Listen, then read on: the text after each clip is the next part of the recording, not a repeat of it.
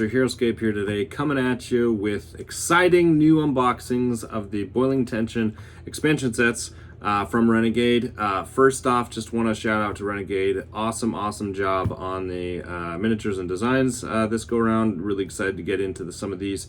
Additionally, thank you so much for sending a product. I realized that at least publicly, I haven't said thank you across like any of my videos. I think maybe I just assumed that was inherent in how excited I was, but no, I think it's important to, give credit where credit's due. Renegade has done a great job reaching out to content creators, providing early access to different figures and designs and stuff. And so, just want to say thank you to Renegade for continuing to include content creators in that way. So these are all provided by and sent by Renegade, which is awesome. So we're going to get to unbox those today and get to see those first thing. Also, just before we jump into that, just want to remind you that if you're already planning on buying Heroscape, a great way to support the channel is through my affiliate link in the description. So many of you have participated in that way. You're already purchasing Heroscape. You already plan on supporting the community by doing so. It's just another way to support a community member by using the link if you're already going to buy it. So thank you. Awesome job. And yeah, without further ado, let's jump right into the unboxings. Here we are. We're going to be opening Mr. Kane. And then we also have Scareth. So we're going to grab both of these boxes and open these right up. We'll go ahead and start with Kane. Kane's a cool little Vorid in his own ATT kind of Star Wars looking, armored walker there. Like a machine thingy. Yep. I forgot what it's called. All right. Like it's a mech. Yeah, it is. It is a mech. In fact, it's interesting. Notice it's also leaning, similar to how they did the leaning for the Nesbit blimp, which is interesting. Again, I think the intention there is to simulate movement with the lean. Also, the fires coming out of the exhaust pipes are pretty cool, pretty interesting implementation there. The art and everything on the box looks all normal and same and good, so we're gonna just go ahead and pop this right open. Check this guy out. Let's see, nothing else in the box from what I can tell other than just the card and the figure. All right. And look at that. We got one single individual figure. Not gonna lie, he's about the same size, if not a little bit smaller than Q11. I'm really surprised that they did him all on his own. Honestly, I mean, Q11 you got for free as a promo figure. But this guy, you had an entire box for, right? I mean, let's just take a quick look at his size. I mean, he is marked as a huge 10, but he doesn't really look very huge. Yeah, he doesn't look very huge. Yeah, let's see if we can grab Q11. All right, so for comparison, this is absurd. Okay, this just proves my point. You have literally the same base size. You have quite literally Q11 towering way over, well, I wouldn't say way over, but almost he is higher. He's taller than Imperator Kane. He's massive. I mean, look at this comparison. He's so big, but he's a large, and he's a huge. How is this guy huge? I don't know. Than a large. I don't know. I don't get it. The sizing for the recent Heroscape expansions has been just bizarre for some of these units. So you've got Q11, who's a large, makes no sense, he should be huge. And then you've got him, who's a huge, makes no sense, he should be a large. It's very staggering. And additionally, the fact that he came as such a big miniature in a small box promo, he should have been in a small box promo. He should have been, $20 or something like that. But they decided to do a whole army pack box here, which I think was just completely overblown. So that's just an honest review from my opinion. I think I thought this was going to be substantially bigger because, if you think about it, they did Manticore as its standalone box, but that thing's massive. That thing's huge. That was a really big miniature. This is a very small miniature comparatively. And again, I think the comparison with Q11 is stark, right? Again, he showed up in a tiny little promo box. He could have just as well, but he got a full army pack box, which I think is a bit of a ripoff, not gonna lie. I don't think that was worth it. So that's my review on just the packaging of the miniature itself. I think this miniature would have needed to be at least twice as tall, or just wider, or something much more imposing to warrant its own box and the price, especially when, again, you've got a solid comparison for something like Q11. Anyway, overall, the abilities are pretty straightforward. His stat block is almost exactly the same as the other Void that we unboxed. What's his face? The Burrow Breaker. It's very similar, but he's 130 points. I think for a couple different reasons. One, huge, he's immune to a lot of abilities. And then Stomp 8 is a way to just do instant wounds for a really low roll. And it's actually very versatile. You can insta-wound stuff on top of heights. So it's actually very cool how it operates. And he does have a little bit of ranged attack, so that's nice.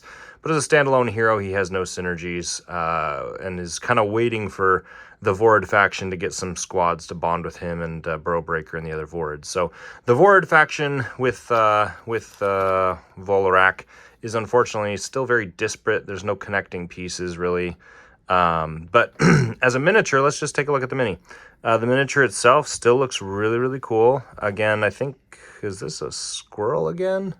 It looks like a squirrel. Yeah, it looks like they've been doing a lot of squirrels. So I think the Blimp guy, Nesbit, I believe Imperator Kane, the Tanukis, they all been squirrels. So there's definitely a common theme there.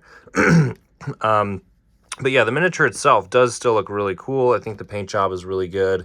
It's very simple. The smokestacks, I like that feature. The detail, there's actually like fur detail. It's not super pronounced, but you can tell once you look pretty close how well kind of the detail on the miniature is, which is really cool. And the dude's just got a freaking machine gun, so that's awesome. So yeah, I think all together the design and theme is pretty sweet. You've got the range with the Gatling gun. You've got the stomp with the big feet. And then just some solid stats overall. So, yeah, I'm happy-ish. My biggest issue really is just the fact that this thing showed up in a massive expansion box that didn't need to, and the price was way overblown. Again, in comparison to Q11, I just don't think that made any sense. So, Renegade, if you're watching, because I know you watch my videos, I just think there needs to be more consistency in how you do some of these expansions. There's no world, I think, where this should be promoed with a tiny little box, and you can't do the same for him for a substantially cheaper price. I'm not sure how that pans out. I really don't think he should have been his own expansion. It's just such a small figure.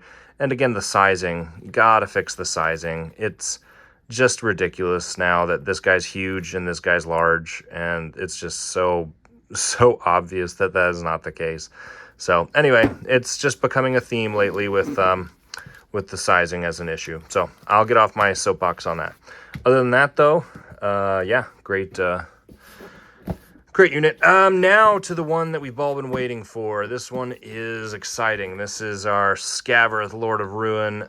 He is just full of so much, dread and fear. He's got a lot going for him with his abilities. We won't dive into those in too much detail, other than he's great.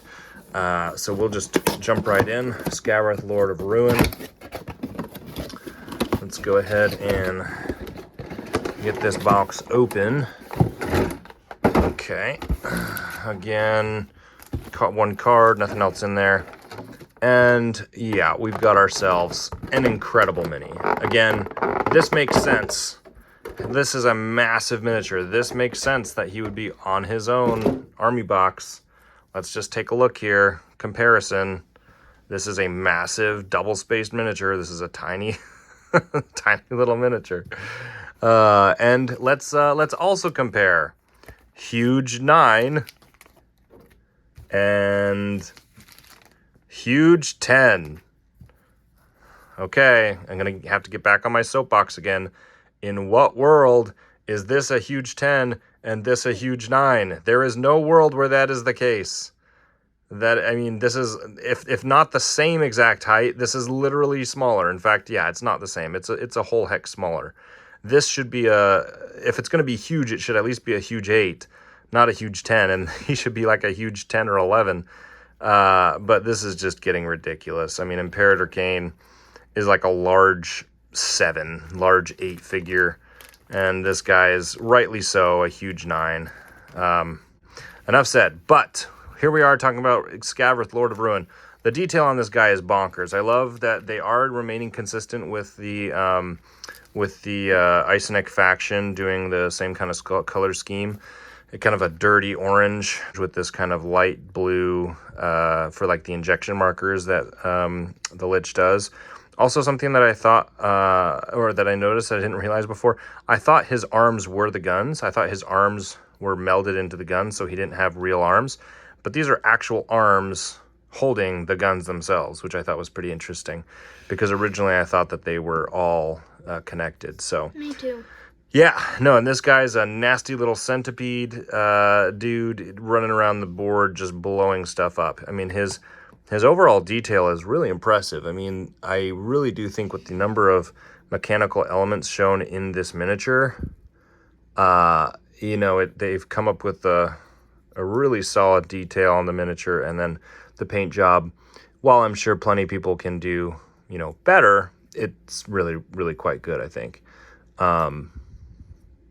Yeah, I'm really liking it. A little bit interesting that this is like white there. That seems a little bit out of place. So you notice how that's white. There's no other place where his flesh is supposed to be white. See, like here, well, maybe. Actually, maybe that's his actual flesh and this is all mechanical, like mechanical. I guess you can see it kind of here as like his abdomen there. So maybe that's the color of his flesh, is the white muscle flesh. That's interesting. Okay, so yeah, maybe that's fine. But yeah, Scareth, Lord of Ruin, again, statted out of his mind. Really high life, decent movement, solid attack, great defense. And then he just has basically a double turn for Battle Surge, and then a double attack with his range attack, which is just awesome. You know, Icenic, Unique Hero, Marauder, Menacing Marauder, right? Just super cool. Really like the card art, really like the miniature. This guy is the real deal. Love it. So that is going to be it for the unboxing of the army packs of Scareth and Imperator Kane. Shouldn't they have a squad for Scareth? Yeah, they kind of do. I mean, they've got the battle balls, but in terms of like a common squad or a squad specifically for him, not yet. So hopefully we'll see. Maybe it's like small mechanicals or spiders or something. Yeah, that would be pretty cool. Yeah, the Icenic faction still remains to be built out, so we'll have to wait and see how they decide to do that. But that's it for now. Let's move on to more unboxing videos, and thank you guys for watching. We'll see you guys next time.